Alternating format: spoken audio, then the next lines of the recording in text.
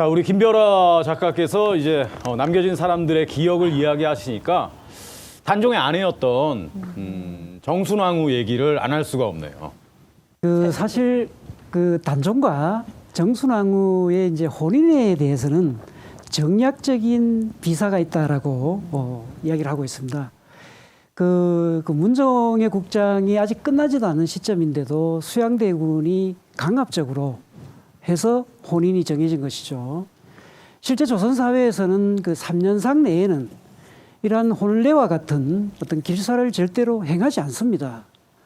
그런데 이런 일이 있었기 때문에 정순왕후의 부친인 그 송현수 선생도 이 단종이 나이가 너무 어리고 왕위가 사실 바람 앞에 등불 같았다라고 이러한 것들을 알고 있었기 때문에 이 정략적인 혼례 자체를 달가워하지 않았다라는 이야기가 있습니다. 네. 뭐 많은 분들이 다 아시겠지만 또 우리 김별아 작가께서 단종과 정순왕후의 사랑 또 정순왕후의 삶을 소설로 쓰시지 않았습니까?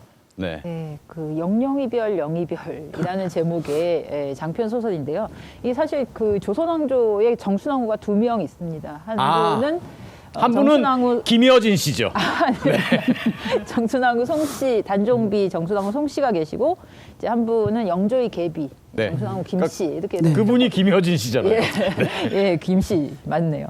근데 이 그 영영이별 영이별이라는 제목에 그 나오는 영이별 다리가 이 서울 청계천에 그 동대문까지 가는 끄트머리에 있는 그 영도교 영이별 다리라는 별칭이 붙은 그 다리에 관한 사연입니다.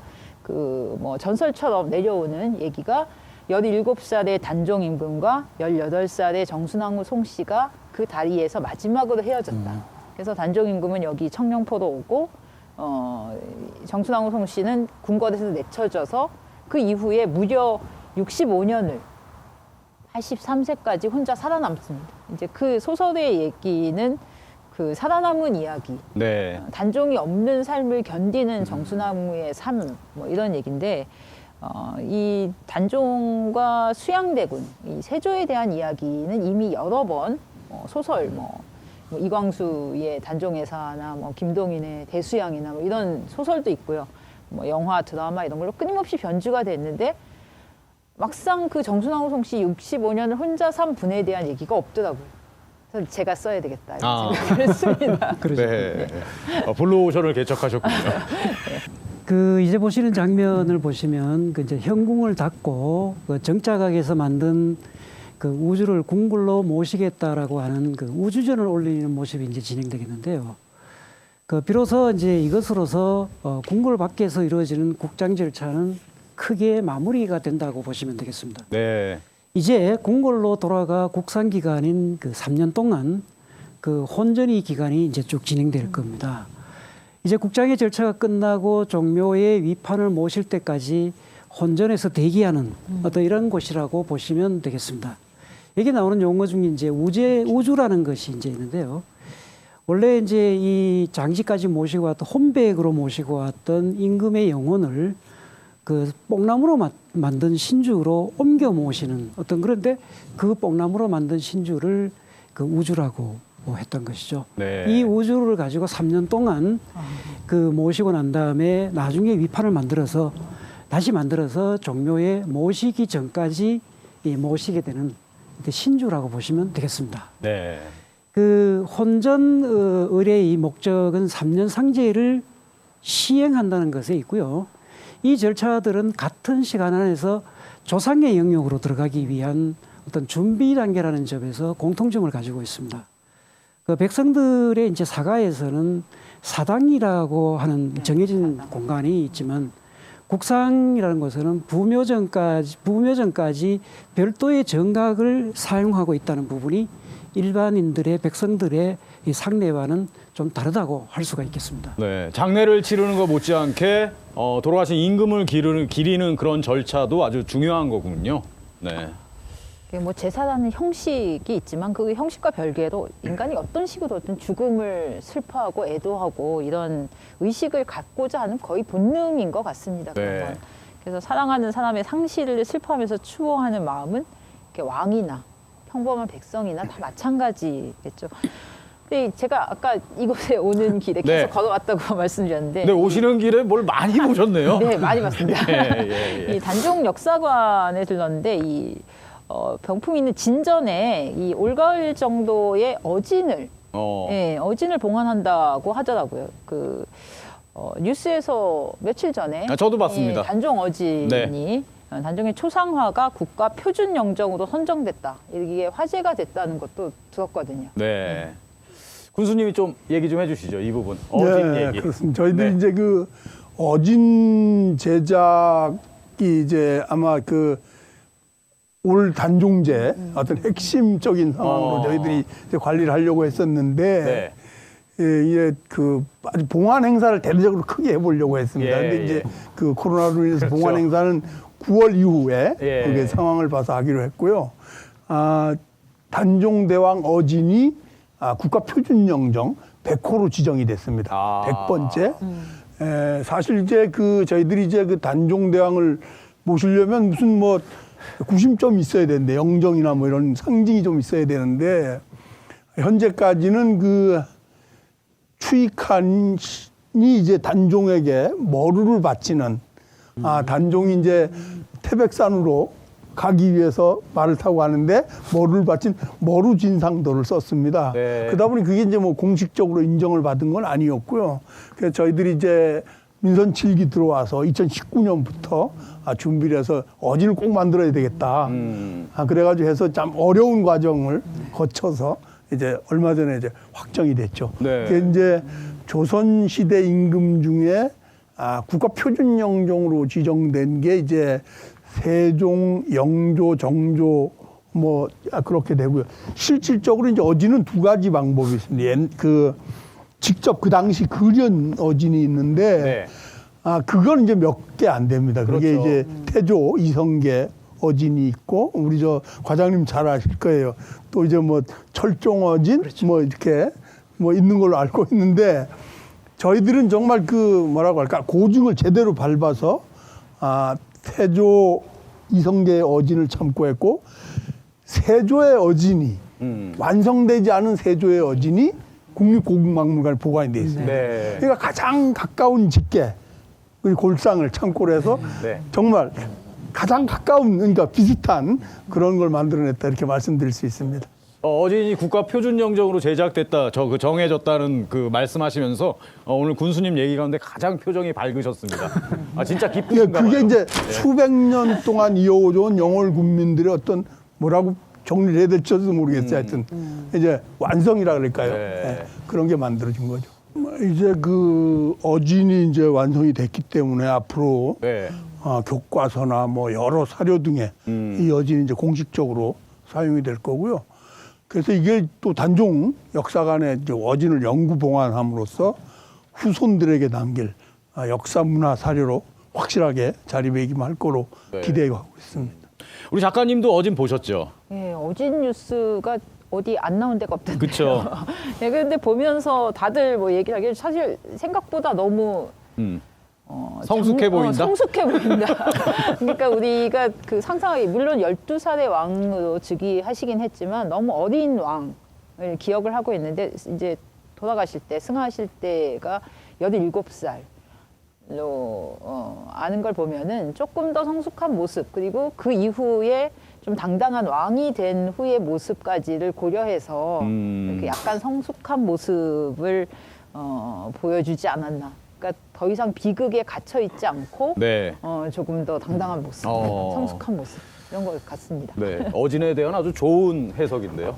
정확하게 보셨습니다. 네, 네. 네, 그렇게 만들었습니다. 그렇습니다. 상왕 시절의 모습으로. 네.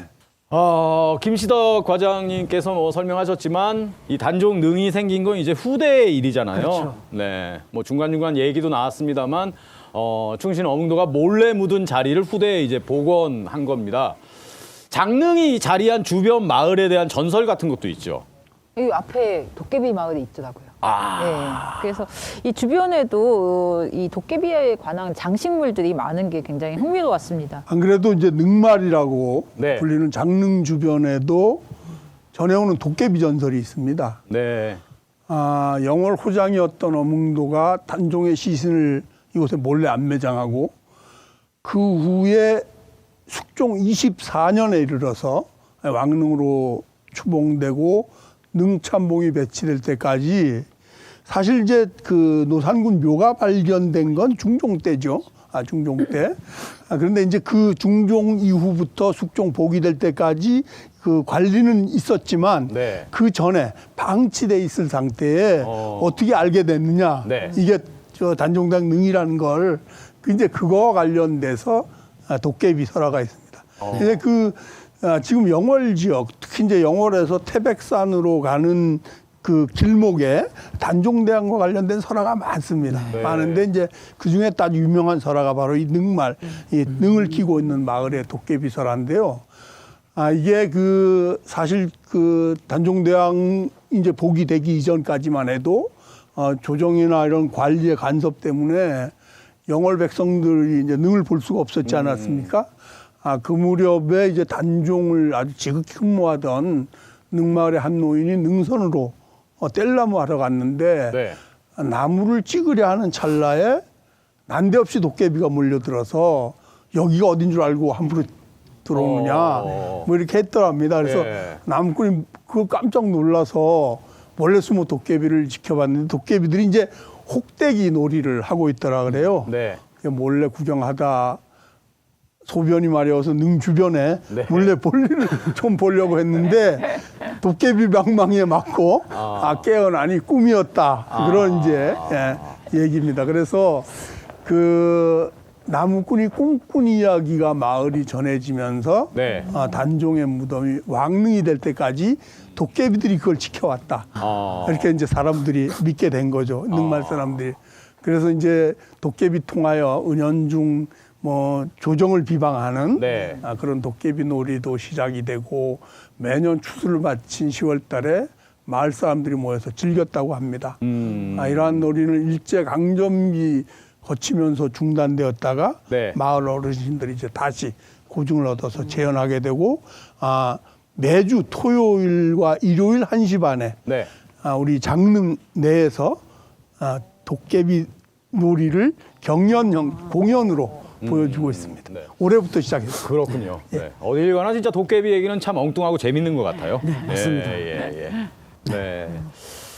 자, 이제 밤이 더 많이 깊어졌습니다. 이렇게 깊은 밤에 장릉에서 이런 얘기 나누다 보니까 진짜 단종 국장의 의미가 더 남다르게 다가옵니다. 네. 국장의 피날레는 결국 능말 도깨비 놀이 이걸로 이제 문을 닫네요.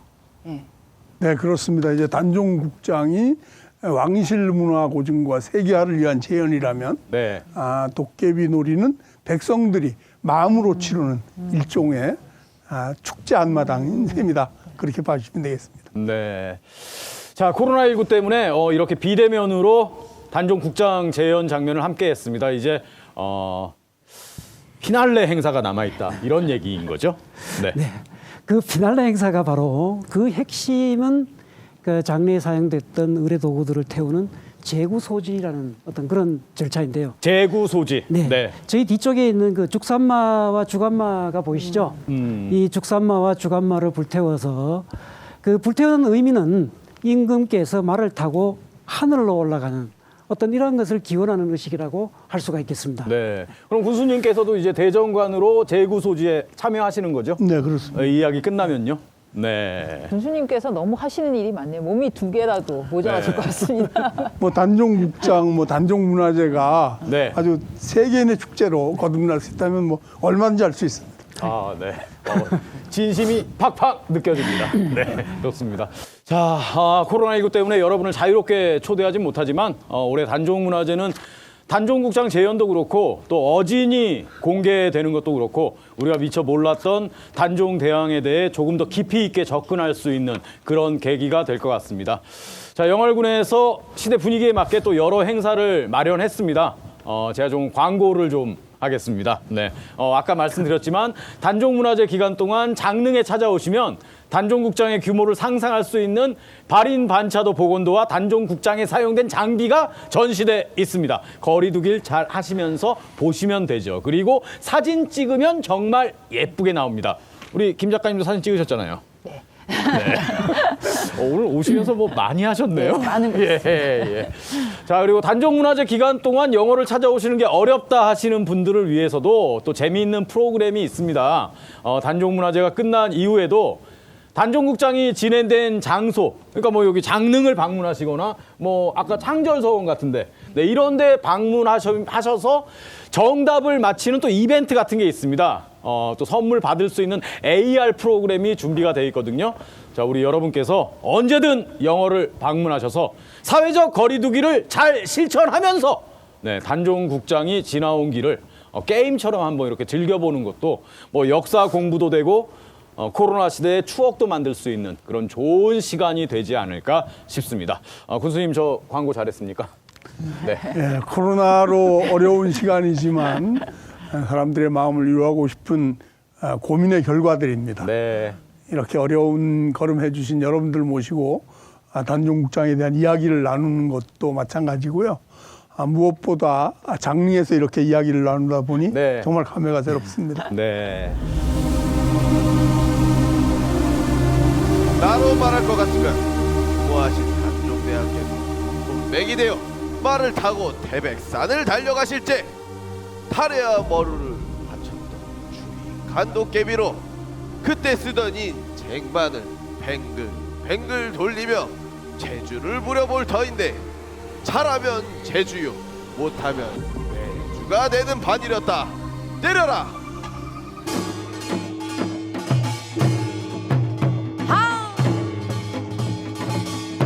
얼씨구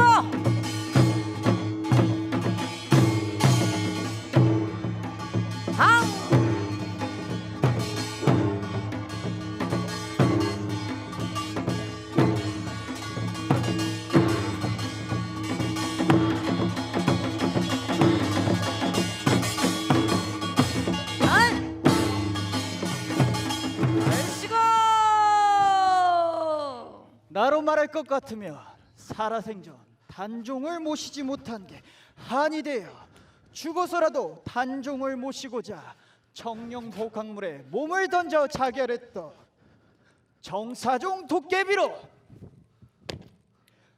이 땅의 제주를 빌어 단종의 억울함을 천지신명께 빌어보려는데 장이 어렵겠구나. 때려라.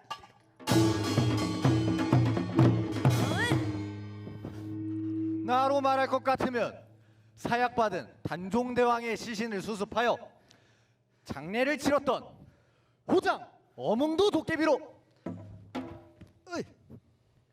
가슴에 한이 많아 아직까지 불을 토하며 살고 있는데 바로 이런 것이랬다. 자, 때려라.